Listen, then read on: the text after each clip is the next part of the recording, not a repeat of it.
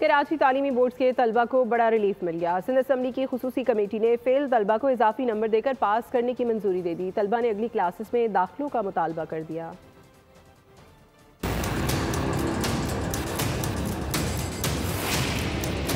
कराची तालीमी बोर्ड्स के तलबा को बड़ा रिलीफ मिल गया। फेल तलबा को 15 से 20 इजाफी नंबर देकर पास करने की मंजूरी। सिंध असम्बली की खुसूसी कमेटी ने तलबा को इजाफी नंबर देने की मंजूरी दे दी। कराची के इम्तिहानी नताइज में गड़बड़ के बाद डॉक्टर सरोज लोधी की सरबराही में इंक्वायरी कमेटी ने तहकीकात की। तालीम के सूबाई वजीर सरदार शाह ने कहा कि तालीमी बोर्ड के मौजूदा स्ट्रक्चर के साथ नहीं चल सकते। अदालती स्टे की वजह से बोर्ड्स में मुस्तकिल चेयरमैन नहीं लग सके।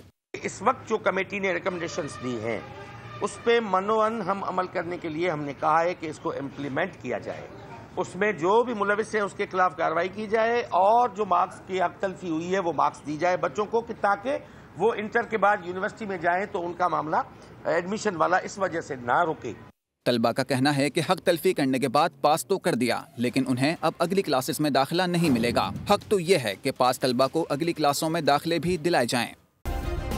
सब्सक्राइब करें और बेल दबाएं ताकि कोई खबर रह न जाए।